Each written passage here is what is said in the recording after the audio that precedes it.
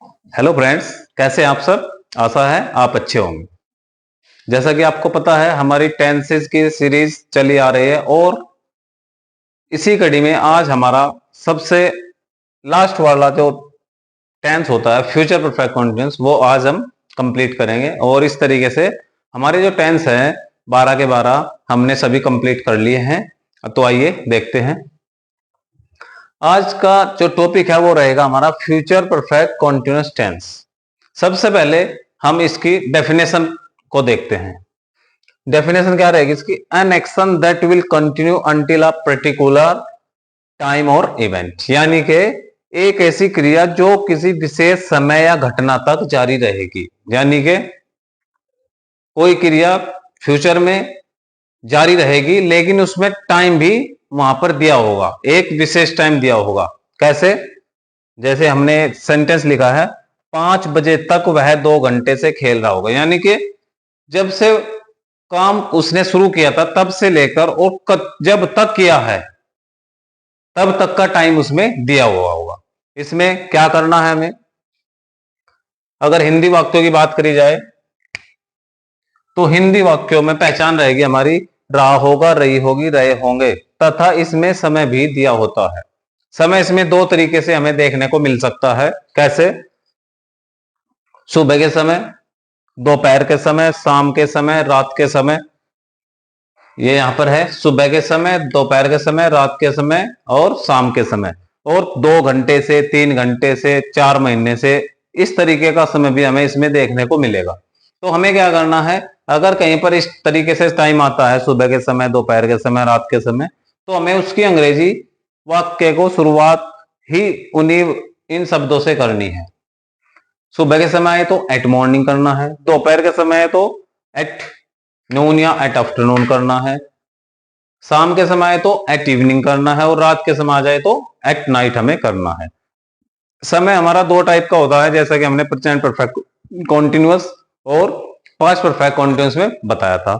लेकिन इस वाले टेंस में, फ्यूचर परफेक्ट कॉन्टिन्यूअस में, निश्चित समय कोई नहीं होता है। इसमें हमें सिंस का यूज हम नहीं करते हैं। इसमें क्या होगा? इसमें केवल और केवल अनिश्चित समय ही हमें दिखाई देगा और उसके लिए हम फॉर का यूज करते हैं। और अगर इसमें तक भी आ जाए, जैसे हमारा ये सेंटेंस है 5 बजे तक, तो इसके साथ हमें बाई का यूज करना है और जिसके साथ ये से लगा होगा उसके साथ हमें फॉर का यूज करना है। पहले रूल देखते हैं, उसके बाद हम इस जो ये वाक्य है इसको ट्रांसलेट करें। रूल हमारा क्या रहेगा? अफर्मेटिव सेंटेंसेस में, ये हमारा अफर्मेटिव सेंटेंस रहेगा, यहां पर सबसे पहले सब्जेक्ट का यूज करना है। फिर जैसा कि हमने बताया हुआ है सभी सब्जेक्ट के साथ हम विल हैव बीन का यूज कर सकते हैं, लेकिन आई वी के साथ हम शैल हैव बीन भी लगा सकते हैं। सब्जेक्ट होगा सबसे पहले, उसके बाद विल। अगर वाक्य निगेटिव है तो नॉट का यूज होगा। अगर वाक्य अफर्मेटिव है, अभी हम अफर्मेटिव की बात कर रहे हैं, ये हमारा अफर्मेटिव है। सबसे पहले सब्जेक्ट विल, फिर हैव बीन, फिर वर्ब की फर्स्ट फॉर्म में आईएनजी, ऑब्जेक्ट फॉर और फिर एक्स्ट्रा जो टाइम है वो होगा। अगर इसमें निगेटिव की बात करते हैं हम, निगेटिव, तो निगेटिव में हमें केवल यहां पर नोट का यूज कर देना है। बाकी हमारा जैसे अफर्मेटिव था एज इट इज ही रहेगा। Subject will not have been. हाँ, एक बात और है, विल हैव नॉट नहीं लगाना है, विल और शैल के बाद ये एकदम हमें नॉट लगाना है। फिर have been, verb first ING, object for और टाइम। अगर बात इंट्रोगेटिव की करते हैं, इंट्रोगेटिव हमने दो टाइप के पढ़ाए हुए हैं आपसे। नंबर 1 सिंगल इंट्रोगेटिव और नंबर 2 डबल इंट्रोगेटिव। सिंगल क्या होता है? जो वाक्य क्या से शुरू होगा उसको हम सिंगल इंट्रोगेटिव कहेंगे, और जो वाक्य जिस वाक्य के बीच में कब, क्यों, कहां, कैसे आदि प्रश्नवाचक शब्द आ जाए उसको हम डबल इंट्रोगेटिव कहते हैं। सिंगल इंट्रोगेटिव में हमें क्या करना है? सबसे पहले विल या शैल का प्रयोग करना है, उसके बाद सब्जेक्ट हैव बीन, फिर वर्ब की फर्स्ट फॉर्म में आईएनजी, ऑब्जेक्ट फॉर और टाइम का यूज हमें करना है। अगर डबल इंट्रोगेटिव की बात करें तो सबसे पहले में क्वेश्चन वर्ड लगाना होगा, उसके बाद विल या shall, subject have been, verb first ING, object for और अदर टाइम। इस तरीके से हमारा ये जो स्ट्रक्चर है ये कंप्लीट हो जाएगा। अब बात करते हैं एग्जाम्पल की। इसमें टाइम दिया है 5 बजे तक वह 2 घंटे से खेल रहा होगा, यानी कि 5 बजे तक उसने काम जो है 5 बजे से पहले शुरू किया है, लेकिन अभी भी वो खेल रहा है, अभी तक 5 नहीं बजे हैं। तो इसमें हमें सबसे पहले सब्जेक्ट का यूज करना है ही, फिर सभी के साथ will have been, he will have been playing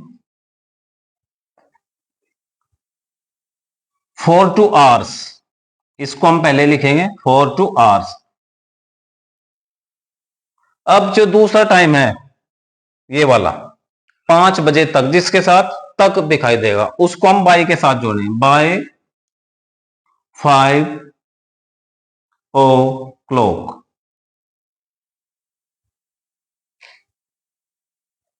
हमारा सेंटेंस कंप्लीट होगा, he will have been playing for 2 hours by 5 o'clock। इस तरीके से हमारा ये जो सेंटेंस है ये कंप्लीट हो जाएगा। अब बात करते हैं और एग्जांपल्स की।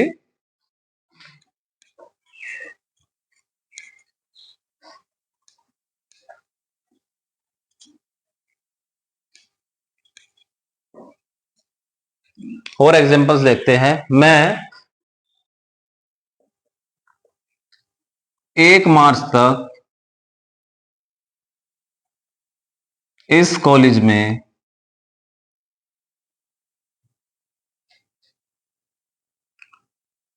15 सालों से या 15 साल से नहीं पढ़ा रहा हूंगा। अब निगेटिव सेंटेंस की बात करते हैं, तो इसमें भी 2 टाइम हमारे आए हैं, एक 1 मार्च तक आया है और एक 15 साल से आया है।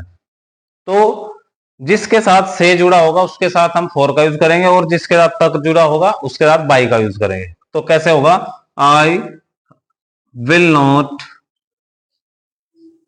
हैव बीन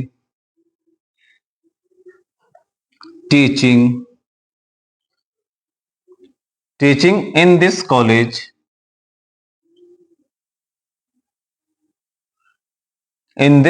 अब कब है, 15 साल से, तो फॉर 15 ईयर्स। अब इसमें दूसरा टाइम भी दिया है, कब तक, 1 मार्च तक, अभी तक 1 मार्च नहीं आया है, तो बाय 1 मार्च। इस तरीके से हमारा जो निगेटिव सेंटेंस है वो कंप्लीट हो जाएगा। एक सेंटेंस लेते हैं सिंगल इंट्रोगेटिव का। क्या मोहन 2 घंटे से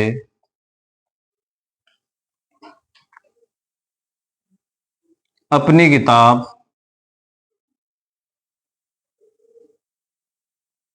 पढ़ रहा होगा। तो इस सेंटेंस में केवल एक समय आया है 2 घंटे से, तो हम इसको फॉर में कंप्लीट करेंगे। कैसे, will Mohan have been reading his book, कब से, 2 घंटे से, फॉर 2 आवर्स।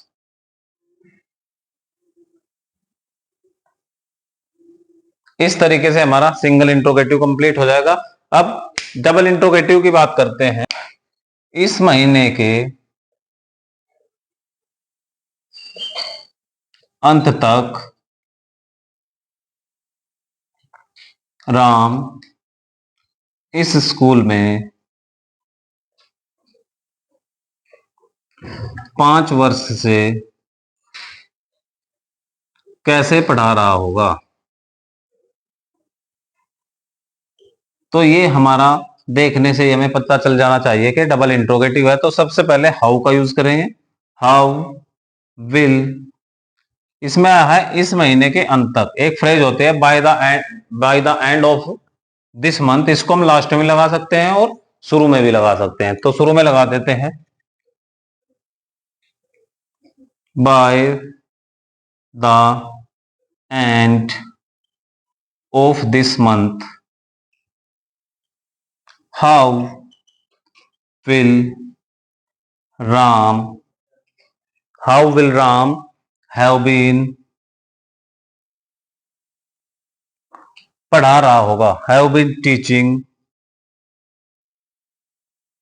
कहां पर, इस स्कूल में, इन दिस स्कूल।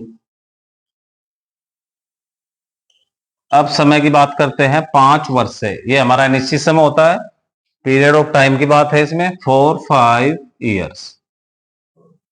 इस तरीके से हमारा जो सेंटेंस है वो कंप्लीट होगा। बाय द एंड, इस जो ये जो फ्रेज है बाय द एंड, इसको हम लास्ट में लिख सकते हैं। By the end of this month how will Ram have been teaching in this school for 5 years. इसको हम यहां पर भी लिख सकते हैं, how will Ram have been teaching in this school for 5 years by the end of this month. तो friends, इस तरीके से हमारे आज सभी टेंसेस जो है वो कंप्लीट हो गए हैं। आशा है आपको सभी टेंस अच्छे से याद हो गए होंगे। अब हम अगली वीडियो में आपके सामने टेंसेस की प्रैक्टिस कराएंगे। पहले हम पास्ट की प्रैक्टिस हम करा चुके हैं, पहले प्रेजेंट की प्रैक्टिस कराएंगे, उसके बाद फ्यूचर की प्रैक्टिस कराएंगे। तो नित्यम क्लासेस से जुड़े रहने के लिए आपका बहुत बहुत आभार। Thank you so much.